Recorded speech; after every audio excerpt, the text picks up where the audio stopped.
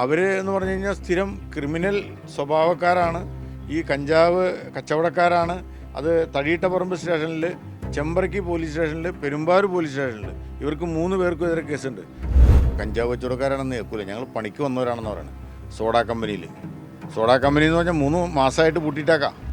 ഇപ്പം ഇന്നലെ പിടിച്ച കുട്ടികളിൽ 2 ആൾ, ഞാൻ പേര് പറയാം, അൽഫാസ് മന്നപ്പട്ടി സ്വദേശി, സ്ഥിരം കുറ്റവാളിയാണ്. MDMA പാത്തിപ്പാലത്ത് നിന്ന് അവനുൾപ്പെടെ 5ഓളം വിദ്യാർത്ഥികൾ ഉൾപ്പെടെ അറസ്റ്റ് ചെയ്ത് 45 ദിവസം ജയിലിലായിരുന്നു. 3.5 ലക്ഷം രൂപ ഗൾഫിൽ പോകാൻ വേണ്ടി മാതാവ് സ്വരൂപിച്ച് വിസക്ക് കൊടുത്ത് പിറ്റേന്ന് ഗൾഫിൽ പോകേണ്ട പയ്യൻ ആ കൂട്ടത്തിലുണ്ടായിരുന്നു. ആൽവിൽ എന്ന് പറയുന്ന ആളുകൾ ഒരുപാട് തവണ ജനങ്ങളിവിടെ പിടിച്ചതാണ്. ഇവിടെ രാത്രി കാലങ്ങളിൽ വീടുകളിൽ ചെല്ലുന്ന സ്വഭാവം എനിക്കുണ്ടായിരുന്നു. അതൊരു അസാൻമാർഗികമായി ഒളിഞ്ഞു നോട്ടെന്നൊക്കെ നമ്മൾ പറയില്ലേ, ആ സ്വഭാവമുള്ള പയ്യൻ. കഞ്ചാവ് കച്ചവടം ചെയ്യരുതെന്നല്ല അവർ പറയണേ. ഈ കഞ്ചാവ് കച്ചവടം ചെയ്യുന്ന ആളുകളോട് റൗഡിവാറ്റ പിരിക്കുന്ന സ്ഥിതിയാണ് അവിടെ. ഈ തരത്തിൽ റൗഡിവാറ്റ പിരിക്കുന്നതും ഈ CPM-ൻ്റെ പ്രവർത്തകർ തന്നെയാണ്. നമ്മളുടെ ദൃശ്യമാധ്യമങ്ങളും പത്രമാധ്യമങ്ങളൊക്കെ കളവായ വാർത്തകളാണ് ഈ സംഭവവുമായി കൊടുത്തിട്ടുള്ളത്. മുട്ടയടിച്ച് അവരെ വിട്ടു കഴിഞ്ഞപ്പോൾ അവർ പോയതാ. ഏതാണ്ട് 6:30 മണി സമയത്താണ് അവരെ രാത്രിയായപ്പോൾ ഇവിടെ കൊണ്ടുവന്ന് ആ മതിലിൻ്റെ ചേർത്ത് നിർത്തി ഫോട്ടോ എടുത്ത് ഈ പരാതി മനഃപൂർവ്വം.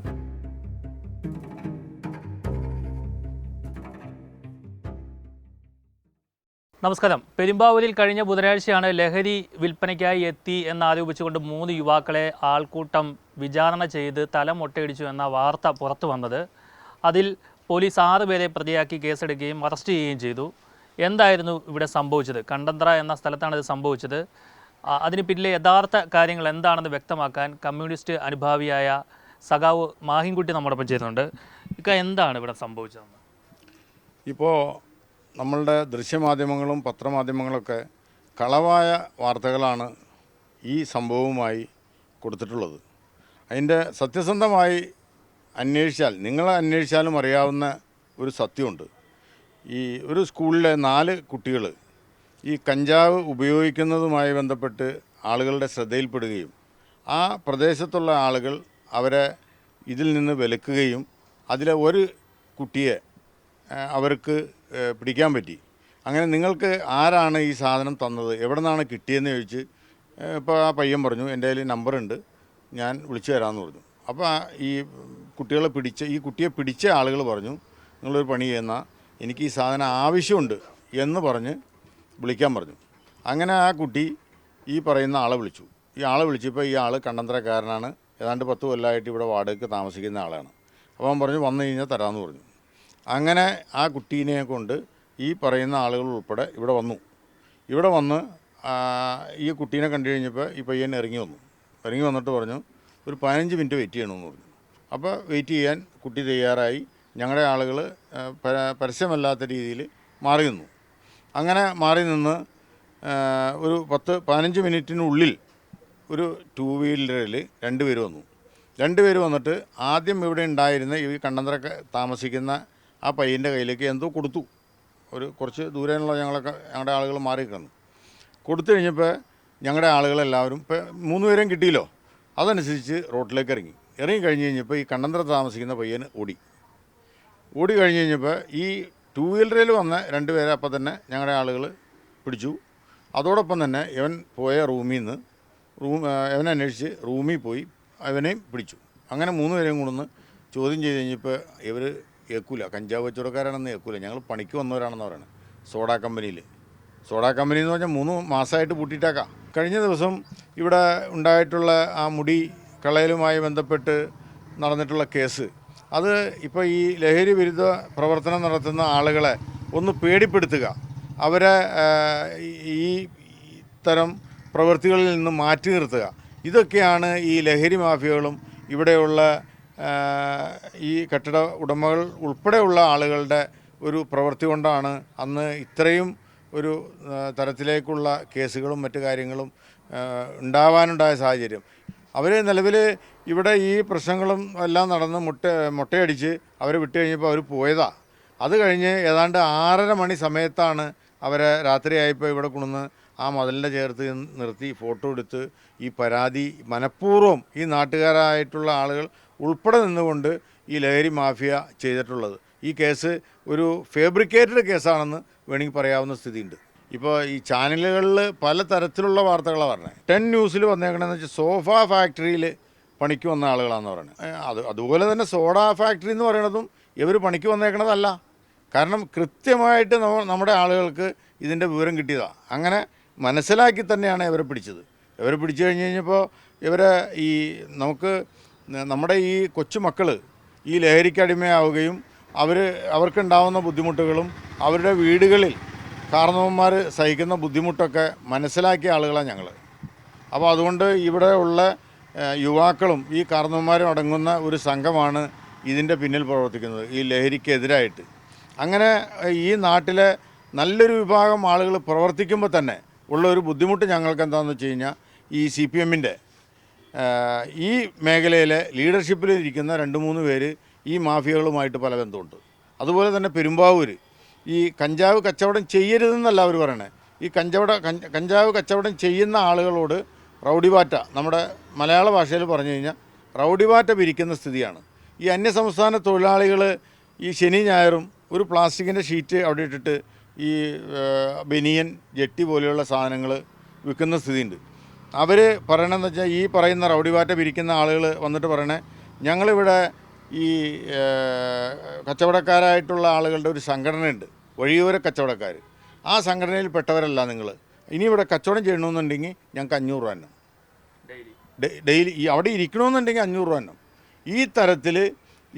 ഈ പല തരത്തിലുള്ള മാഫിയ ബന്ധങ്ങൾ അവിടെ ഈ തരത്തിൽ റൗഡി ബാറ്റ പിരിക്കുന്നതും ഈ CPM-ൻ്റെ പ്രവർത്തകർ തന്നെയാണ്. നാട്ടുകാർ 3 പേരെ പിടികൂടി മുട്ടയടിച്ച സംഭവം, അങ്ങനെ മുട്ടയടിക്കാൻ പാടുണ്ടായിരുന്നോ? അത് നീതിക്ക് നിരക്കാത്ത സ്ഥിതിയാണെന്ന് ഞങ്ങൾ തന്നെ സമ്മതിക്കണ്ടല്ലോ.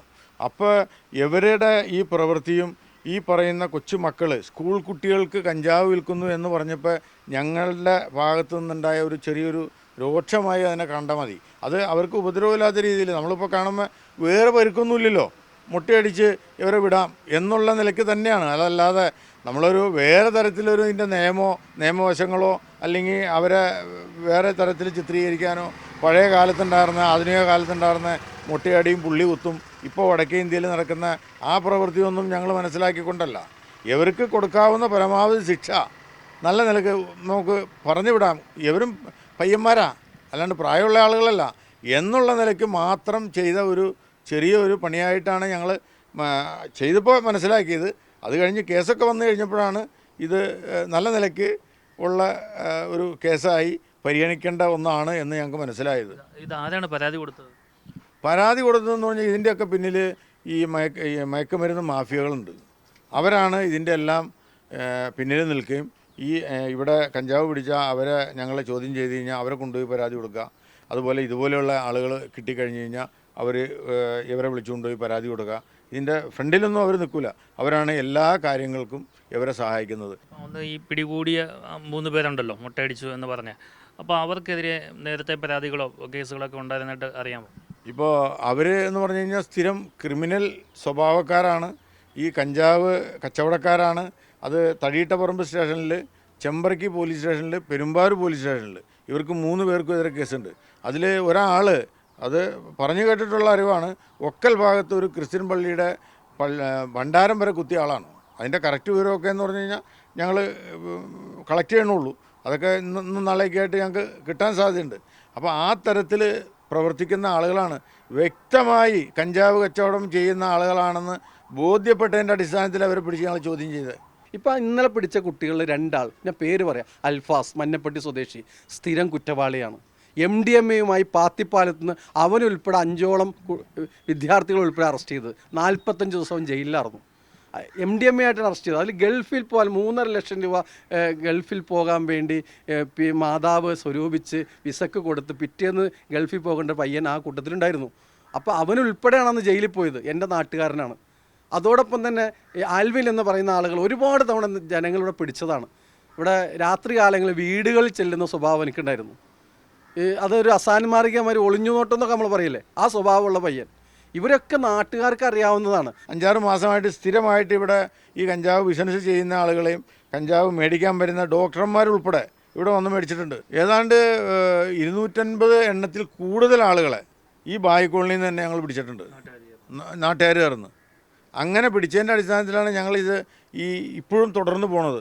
ഡോക്ടർമാരെ പിടിച്ചിട്ടുണ്ട്. നമ്മുടെ ഈ ദന്ത ഡോക്ടർമാരായിട്ടുള്ള ഒരു പുരുഷനും സ്ത്രീയും ഒരു കാറിൽ വന്ന് ഞങ്ങളിവിടെ പിടിച്ചിട്ടുണ്ട്. അതുപോലെ ലക്ഷ്യ ഇൻസ്റ്റിറ്റ്യൂട്ടിൽ പഠിക്കുന്ന കുട്ടികൾ ഇവിടെ വന്ന് ഞങ്ങൾ പിടിച്ചിട്ടുണ്ട്. മറ്റേ വനിതാ ASIയുടെ മോനെയാണ് ലക്ഷ്യ ഇൻസ്റ്റിറ്റ്യൂട്ടിൽ നിന്ന് വന്നപ്പോൾ നമ്മൾ ഇവിടെ പിടിക്കാനിടയായത്. അവർ വണ്ടി പിടിച്ചു വയ്ക്കുകയും അവരിവിടെ നിൽക്കുകയും അങ്ങനെ 3 മണിക്ക് ഞങ്ങൾ ഈ നാട്ടുകാർ ഇവിടെ കാവലിരിക്കുകയാണെന്ന് പറയണം. ആ സമയത്തൊക്കെ ഈ 3 മണിക്ക് അവരുടെ ഫോണിൽ വന്ന മെസ്സേജ് നോക്കി കഴിഞ്ഞപ്പോൾ 15 മെസ്സേജ് വന്നിട്ടുണ്ട്. അതിൽ 9 സ്ത്രീകളാണ്, വിദ്യാർത്ഥിനികളാണ്. മനസ്സിലാക്കണം, നിങ്ങളെവിടെ എത്തി, എപ്പോൾ എത്തും, ഞങ്ങളുടെ ബോയ് ഫ്രണ്ട് വന്നേക്കാണ്, ഇത് കിട്ടിയിട്ട് വേണം ഞങ്ങൾക്ക് പോകാൻ എന്ന് പറഞ്ഞിട്ടുള്ള മെസ്സേജുകളാണ് വന്നേക്കണേ. 8,900 രൂപയാണ് ഒരു അക്കൗണ്ടിൽ ഇവിടെ അവരിട്ടത്. അത് ചോദ്യം ചെയ്തതിൻ്റെ പേരിൽ അന്ന് ഒരാൾ റിമാൻഡിൽ പോയിട്ടുണ്ട്. അന്ന് ഇവിടെ ഞങ്ങൾ ഇപ്പോൾ ഈ പ്രദേശം കണ്ണന്തറ പള്ളിയുണ്ട്. ആ പള്ളിയുടെ നേതൃത്വത്തിൽ, മഹലിൻ്റെ നേതൃത്വത്തിൽ ആളുകൾ പ്രതിഷേധമായിട്ട് പിന്നെ ഇറങ്ങിയതിൻ്റെ അടിസ്ഥാനത്തിൽ അന്ന് ഏതാണ്ട് 16 പേർക്കെതിരെയാണ് കേസെടുക്കണം എന്ന് പറഞ്ഞിരുന്നത്. ആ ഒരാളെ റിമാൻഡ് ചെയ്ത് അതുമ്മ തീർക്കുന്ന ഒരു സ്ഥിതി ഉണ്ടായിട്ടുണ്ട്. അപ്പോൾ ഇത് നമ്മൾ സഹിച്ച് വേണ്ടാന്ന് വെച്ച് ഇവിടെ ഞങ്ങളുടെ പ്രദേശം നാശമായി പോയിക്കോട്ടെ എന്ന് വിചാരിച്ച് നടക്കാൻ പറ്റുമോ? അപ്പോൾ അതുകൊണ്ടാണ് ഞങ്ങൾ കുറേ ആളുകൾ കൂടിയിട്ട് ഇപ്പോഴും ഇതിൻ്റെ പിന്നിൽ നിൽക്കുന്നത്. അതിപ്പോൾ 6 പേരല്ല 60 പേരെ പിടിച്ചാലും ഞങ്ങൾ ഇതിൻ്റെ പിന്നിൽ തന്നെ ഉണ്ടാവും. കഴിഞ്ഞ ദിവസം ഈ 3 പേരുടെ മുടി വടിച്ചു കളഞ്ഞു എന്ന് പറഞ്ഞതും നല്ല ഉദ്ദേശത്തോടു കൂടി തന്നെയാണ്.